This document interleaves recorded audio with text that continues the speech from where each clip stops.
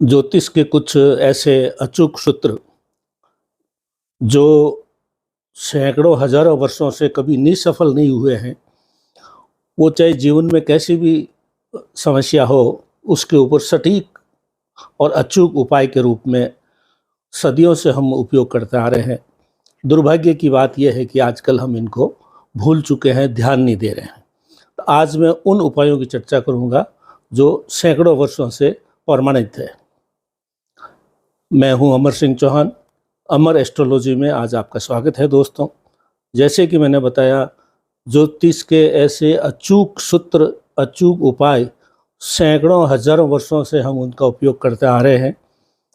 लेकिन दुर्भाग्य ये है कि गत कुछ पिछले वर्षों में शहरीकरण होने से हम जो है बूढ़े बुजुर्गों की बातें भूलते जा रहे हैं या उनको सुनते नहीं हैं। आज मैं उन सूत्रों की बात करूंगा जो जीवन उपयोगी है, जीवन के हर क्षेत्र में काम आते हैं। तो कृपया नोट कर लीजिए और या बार बार इस वीडियो को देखिए। और मेरा अनुरोध है कि ये वीडियो अधिक से अधिक शेयर करें, जिससे हम उन प्रमाणिक सूत्रों को पुनः याद करके जीवन में उपयोग ले सकें। सबसे पहला, अगर जीवन में किसी प्रकार का फाइनेंशियल क्राइसिस हो, वित्तीय संकट हो, रुपये पैसे फंस गए हों, वापस नहीं आ रहे हों, कर्जा किसी से ले लिया है वो उसका चुकारा नहीं हो रहा हो, या किसी प्रकार से रुपये बर्बाद हो गए हों, दुनिया भर से यहाँ मतलब जो है वित्तीय संकट में आकंठ डूब गए हों, तो इसका सरल और ज्योतिषी उपाय ये है दोस्तों।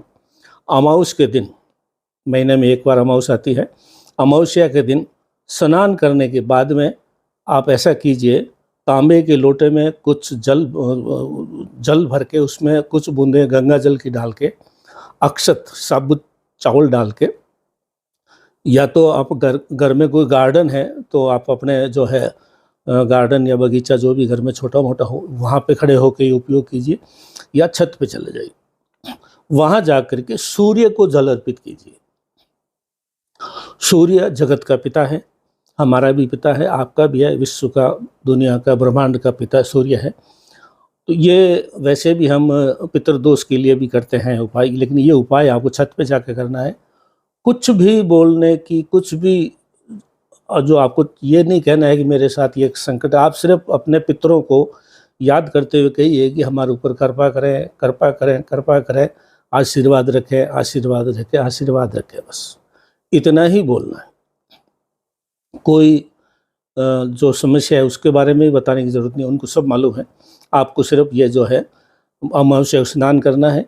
स्नान करके तांबे के लोटे में जल, थोड़ा गंगा जल, थोड़े अक्षत चावल डाल के घर के गार्डन में या छत पे जा कर के सूर्य को जल अर्पित करना है। और पितरों से या सूर्य से या उनसे सूर्य से ये निवेदन करना है कि आशीर्वाद रखें, कृपा करें। इस तरह से 11 बार, 5 बार, ये बार बार बोल करके फिर आप नीचे आ जाइए।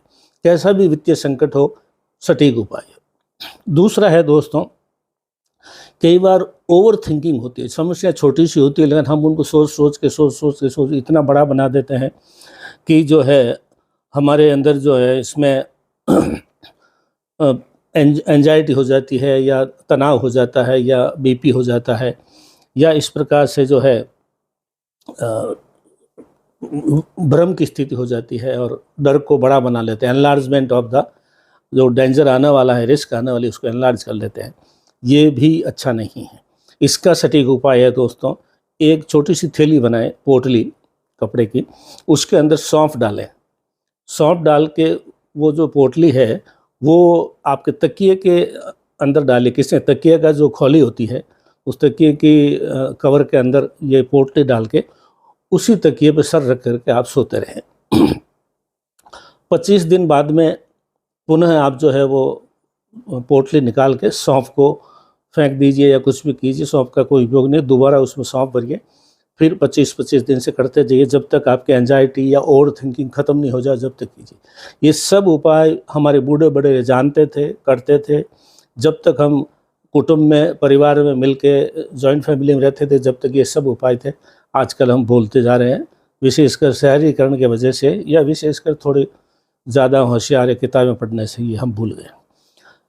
तीसरा एक और बिंदु है दोस्तों, स्वास्थ्य की कमजोरी। कोई प्रकार की बीमारी हो, किसी बीमारी जो है निकल ही नहीं रही है और बीमारी बहुत ज़्यादा आपको लग रहा है कष्ट रूप है, आप दवाएं लेते जा रहे हैं, उपाय करते जा रहे हैं, डॉक्टरी उपाय कर रहे हैं, ये कर रहे हैं।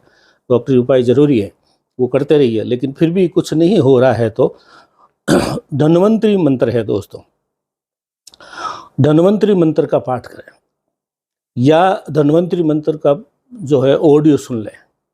धन्वंतरी मंत्र आपको कहीं भी आपको गूगल पे डाउनलोड करके धन्वंतरी मंत्र जो है डाउनलोड कर दीजिए और उसका जो है पठन कीजिए या ऑडियो सुनिए। ये स्वास्थ्य के लिए बहुत ही उपयोगी अचूक जो है उपाय है, सदियों से किया जाने वाला।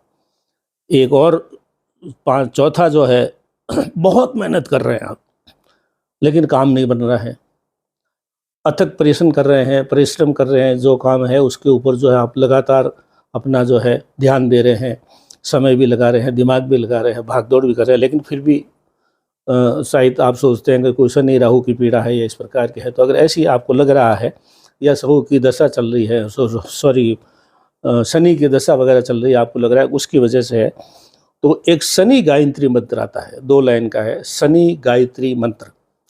मैंने इस वीडियो के साथ में जो आर्टिकल जो साथ में विवरण दिया है वीडियो का जो है, उसमें शनि गायत्री मंत्र की 2 लाइन लिखी हुई है, आप उसको जो है पढ़ सकते हैं, देख सकते हैं। तो ये अथक मेहनत करने के बाद भी सफलता नहीं मिल रही है तो उसके लिए है। घर परिवार का विकास नहीं हो रहा है, संतान की वृद्धि नहीं हो रही है, बच्चे बड़े हो रहे हैं, कुछ पढ़ रहे हैं, कुछ नहीं पढ़ रहे हैं, कुछ पढ़ गए हैं तो भी जो है कामयाबी नहीं मिल रही है, घर में मतलब सुकून नहीं है या परिवार के अंदर सफलता नहीं मिल रही है बच्चों को वगैरह को।